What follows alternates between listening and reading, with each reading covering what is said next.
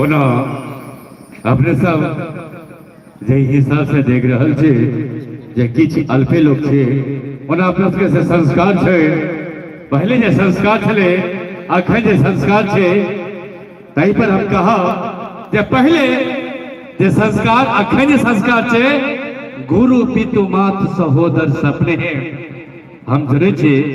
जे अपने सबके बहुत कम आदमी के एहन एहन सुंदर सुंदर कार्यक्रम निक लगे छे पहले कहा जे गुरु पितु मात सहोदर सपने हैं स्वान सन प्रीत का कोर में सुतावैया पहले अतिथि देवो भव पहले